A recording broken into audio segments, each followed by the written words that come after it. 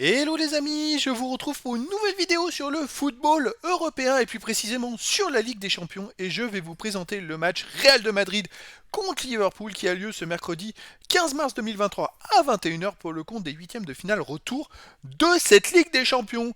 Alors au match aller, le Real a réussi un énorme exploit, ils ont gagné 5-2 à Liverpool.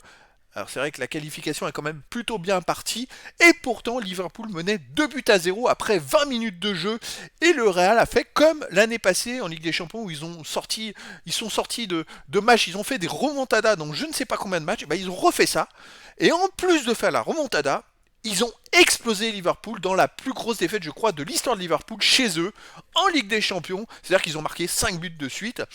Alors je vais revenir dans cette vidéo sur le classement des deux équipes pour en arriver jusqu'à ces huitièmes de finale. On verra les meilleurs buteurs et meilleurs passeurs de ces deux équipes en Ligue des Champions. On verra les 10 derniers résultats de ces deux équipes. Ça permet de déterminer la forme du moment et les compos d'équipes probables possibles, ainsi que les tactiques éventuelles. Je dis bien tout ça que c'est probable parce que d'ici le début de la rencontre, ça peut changer. Alors le Real Madrid avait fini premier du groupe F avec 13 points en 6 matchs, 4 victoires, 1 nul, 1 défaite, 15 buts pour 6 comptes, plus 9 de goal average, juste devant Leipzig avec 12 points, seulement 1 point d'avance.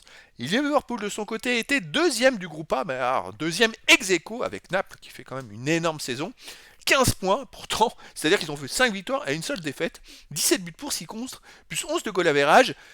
Ils ont quasiment les mêmes stats que Naples, ils avaient fini deuxième. Donc c'est quand même une équipe qui n'est pas arrivée par hasard en huitième de finale. Puis tout le monde connaît Liverpool, même si cette année en championnat, c'est mi-figue, mi-raisin, ils sont plutôt dans le milieu du classement.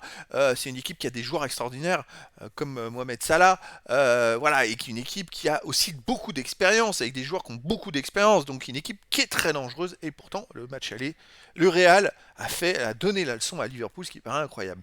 Les meilleurs buteurs. Alors Mohamed Salah est deuxième meilleur buteur de la Ligue des Champions, avec 8 buts en 7 matchs. Alors il vient juste d'être dépassé, puisque hier, Haaland a fait un quintuplé, il a mis 5 buts, donc il lui est passé devant. C'est pas de bol, oui et non, parce que Haaland, bon, c'est une référence. Il domine aussi le classement des buteurs, vous savez, en, en première ligue. Là, il en est à 10 buts en 6 matchs. En Ligue des Champions, bah, où est-ce qu'il va s'arrêter Haaland? C'est un truc de fou. Mais après, Mohamed Salah, eh ben, si Liverpool veut se qualifier, il va falloir qu'il marque beaucoup de buts, je pense, ou qu'il sorte Liverpool de non pas. Donc voilà. Côté Real Madrid, on a le quatrième meilleur marqueur, Vinicius Junior, qui a 6 buts en 7 matchs, qui fait une très très bonne campagne de Ligue des Champions. Et le Real Madrid est quand même le vainqueur de la dernière édition. Côté des passeurs, Diogo Jota pour Liverpool, deuxième passeur de Ligue des Champions avec 4 passes en 5 matchs. Et pour le Real, il n'y a pas beaucoup de passeurs, il y a beaucoup de passeurs à 2 passes. Donc j'ai pris Daniel Carvajal qui a 2 passes en 6 matchs, qui est 17ème. Les 10 derniers résultats. Alors, sur les 10 derniers résultats, Real de Madrid, c'est 6 victoires, 2 nuls, 2 défaites, 24 buts pour, 10 contre, plus 14 de goal average. Ils sont deuxièmes en championnat d'Espagne. Ils viennent de gagner la dernière journée 3 buts 1 à la maison contre l'Espagnol de Barcelone. Avant, ils avaient fait 0-0 à Séville, ils avaient perdu 1-0 contre Barcelone.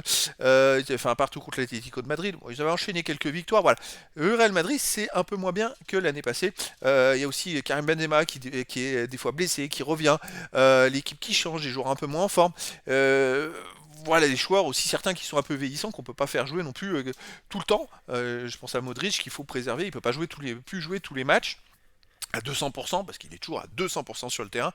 Donc c'est un peu plus compliqué, mais alors ils ont de l'expérience. Et là, l'avantage c'est qu'ils ont gagné 5-2 le match aller. Liverpool de son côté sur les 10 derniers matchs, c'est 4 victoires de nul, 4 défaites, 16 buts pour 11 comptes, plus 5 de goal average.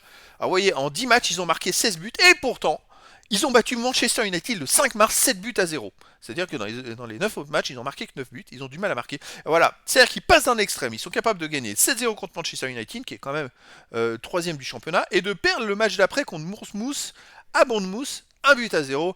Donc c'est vrai qu'à l'extérieur, on regarde, ils ont perdu à Bournemouth 1-0, ils ont fait 0-0 à Crystal Palace, ils ont gagné 2-0 à Newcastle, ils ont perdu 3-0 à Wolverhampton, 2-1 à Brighton. Voilà, jamais ils ont marqué plus de 2 buts.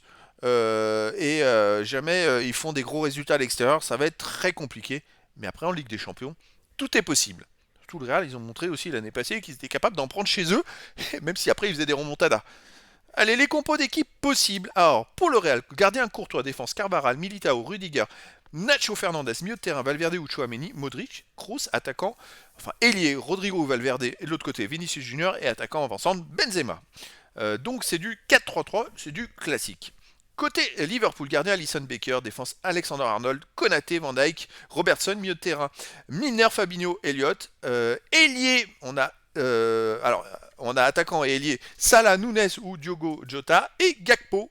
Gakpo qui est la recrue qui est arrivée, je crois, cet hiver du PSV, il me semble. Alors je voudrais pas dire de bêtises et qui, c'est vrai, commence à s'adapter. Alors c'est un jeune joueur qui a fait plutôt une bonne Coupe du Monde avec les Pays-Bas. Donc c'est un jeune joueur qui peut progresser. Alors attention, parce que son arrivée peut changer Liverpool. Et Liverpool est capable de marquer beaucoup de buts. Le Real, va pas falloir qu'il s'endorme, mais les amis, ça va être un match fantastique. De toute façon, avec le Real Madrid, il se passe toujours quelque chose. Je vais dire ça et puis il va y avoir 0-0. Mais voilà, les amis. Eh bien, écoutez, je vous donne rendez-vous ce mercredi 15 mars 2023 à 21h pour le 8e de finale retour de la Ligue des Champions. Le Real Madrid qui reçoit Liverpool. Au match aller, le Real l'avait emporté 5 buts à 2. Voilà les amis, je vous dis à très bientôt pour une nouvelle vidéo.